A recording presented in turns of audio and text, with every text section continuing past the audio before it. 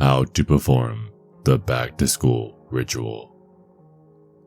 If you're looking for a humorous survival guide type for back to school, you've come to the wrong place. This is for a completely whole new definition for the term. Instead, this is a ritual that can be performed in order for you to go back in time. Now, why would one want to do this?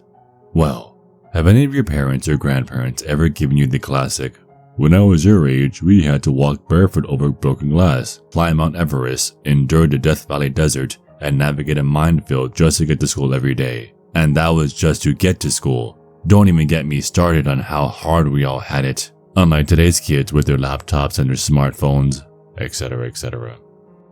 Well, this is a way for you to see if it was just as bad as they claim it is, or if they were just trying to imply that you're being a snowflake. With this ritual, you will be able to go back in time and see how life was back then. There are some drawbacks. However, I'll explain more as we go on. First things first, you need to go to either your high school or college campus. Regardless of any name changes, and on the rare instances if it's currently abandoned, the school must have been open for at least 100 years. Also, the school must have a swimming pool that's also been around for at least 100 years as well. Remember, this is at least. This is especially important, but again, I'll explain when we get there. So, sorry, your newly constructed school that was built on top of a cemetery doesn't count. That should just be obvious. Do you have a school in mind?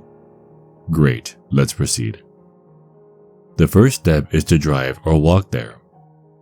Now, you can go there whenever you like, when nobody is there, but the ritual must take place between the hours of 3 a.m. to 4 a.m.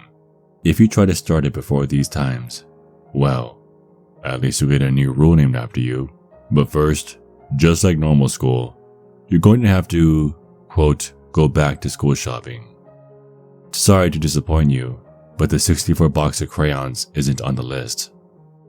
The first thing you'll need is a backpack, which you should already have. But if not, it doesn't have to be expensive. It just has to be a backpack. The second thing you'll need is a notebook with lined paper. It doesn't matter if it's wide ruled or college ruled. The third is chalk, the thin type, but they cannot be any other color but white. Sorry to all you creative types out there. The next thing you'll need is an apple. Red is highly preferred, but if green or golden is all you can get, it doesn't matter. Afterwards, you must get a brand new, unopened bottle of glue. And lastly, and most expensive of all, a taser. Whoa. Complete left turn, I know. But this is one of the most, if not the most important item you will need. You will also need a knife or some type of sharp object from home, as well as an empty, reusable bottle. And yes, you can even choose from your collection of hydro flasks. So, you've got a destination and, depending on what year it is when you are listening to this, a relatively cheap shopping experience. Gather all your supplies in your backpack because it's time to go. Like I said before, you can go to the school whenever you like as long as there is truly nobody there, not even the janitors. If you drove, you cannot park on the school grounds. Start making your way to the pool area. If this is a school you've never been to before, maybe arrive 30 minutes early to explore the school and find all your exits. Now that you've arrived, sit down at the edge of the deepest part of the pool, and we can begin. The first thing you'll need to do is get out the notebook. You will then write a 5-sentence paragraph on what you wish to experience. Wait, I know, homework, I know, but wait. They could be very basic sentences. I want to experience blank. I want to experience this. I want to experience that. I wish to run here. I want to explore over there. See? Easy. You've already written it out. I told you it was easy. Now take that sharp object and prick each of the fingers on your dominant hand. Again, just a small prick. You aren't cutting off limbs now. Then, with the blood bubbles, place your hand on top of the page and immediately close the notebook and put it back into your backpack. Then, take your water bottle out. Take out the chalk and the apple. You will then crush the chalks and put that powder into your water. You will eat the apple and wash it down with the chalk water. Don't give me that look. I've seen you drink worse things on the weekends. Now with your yummy snack now in your system, the last thing you'll need to do is take the glue bottle and pour it all over your face. It should look like, well, I can't really say on this forum, but you should be able to see only blackness and smell the glue. Your eyes and mouth should be the only thing shut. Put the taser into one of your pockets and depending on the size, put your hand into the said pocket with your fingers at the ready. Remember how I said this was important? Here's why. For this ritual, you technically have to drown yourself. However, if performed correctly, you can bring yourself back. Wait until the glue has more or less hardened, and then, with your hands in your pockets, throw yourself into the water and blow out all the air in your lungs and hold your breath. Keep holding it no matter what. After some time, it will feel like your lungs are on fire. At the same time, the, quote, sound of the water, for lack of a better word, will start to fade out and you'll hear disembodied whispers. The second you hear those whispers, inhale the biggest gulp of pool water you can. The whispers will soon start to fade out, and right when you think it's lights out, you will be grabbed out of the pool by an unseen force. It'll be morning. Get out of the pool, and you can now officially explore what it was like back in the day. But which day is it exactly? Well, nobody who has tried it has ever been able to say. You look one way, people are dressed like it's the 1940s, and you look the other way, it'll look like the 1980s. There is one thing to keep in mind. You will look exactly like you did when you started this. The rest of the people in this realm will see you as a teenager. So make sure you keep this in mind if a handsome gentleman or a lovely lady starts making advances or vice versa. You're still physically and mentally an adult, but feel free to do whatever you like. For this whole day, you have total freedom. Maybe you'd like to see how classes were taught back then. Maybe you'd like to see if detention was as cool as they made it seem in the movies. Or maybe you'd just like to see if your grandparents were right. However, there is one word of caution.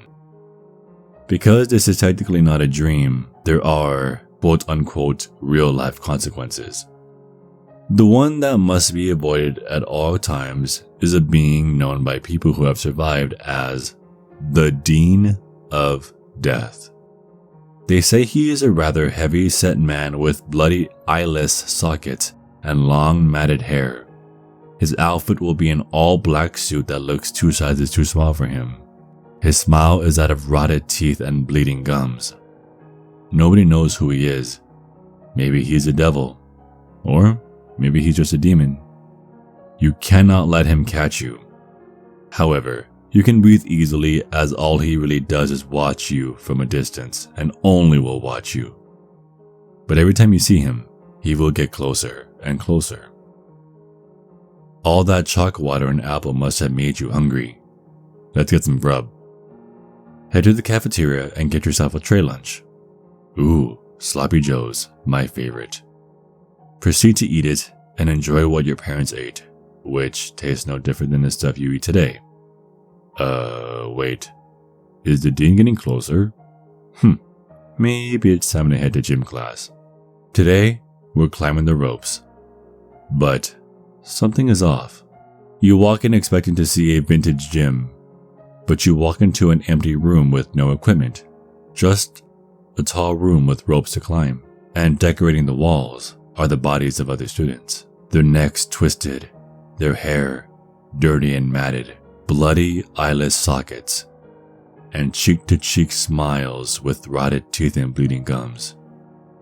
You approach the rope and begin to climb, but it seems that no matter how much you climb, the rope just keeps going on and on. Oh no, is that the dean in the corner of the room? Quick, run! You'll fix that rope burn later. You'll keep running and running and running and soon realize that all the students look like that now, and they're all frozen in place, staring at you and somehow knowing where you are even with them having no eyes. You finally head outside and nearly run face first into the dean. You're frozen in place, and that's when the dean will take that time to capture you and throw you over his shoulder and proceed to walk towards his office. A fiery furnace. Now, this is where that taser comes in. You must try your best to taser yourself awake in order to leave this realm. If he throws you into the fire, you will join the students in this realm, and your body at the bottom of the pool will simply vanish into nothing. You're getting awfully close to the furnace. You should have probably been trying harder than just listening to my voice. Time is of the essence here. You're back in your own body. Swim to the surface. Throw up the water. Throw up everything. Alright, good. The glue must have washed off so you can see again. You look at your phone. Only an hour has passed by. You gather your bearings and belongings and start heading back home. Congratulations. You've successfully completed the back to school ritual. Right. There was just one thing I forgot to mention. As you go about your day-to-day life from this point forward, you will be haunted by the Dean of Death. He will never harm you physically, but he will follow you wherever you are. He will just stand there, motionless, just watching you. He may be as close as a few inches from your face while sleeping, if you can, or he could be on the 8th floor of a building you passed by on your way to school. He could be the lifeguard at the beach, or he could even turn into your new next door neighbor. He could even be the one talking to you right now. He will always be around.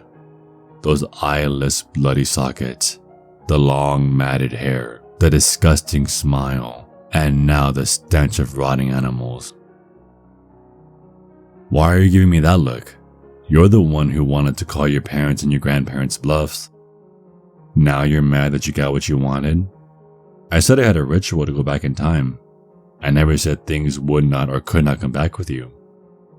Now you'll have a very watchful eye on everything you do. Everything. Every moment with your family, your spouse, your children, gaming with the boys, or even on girls' night.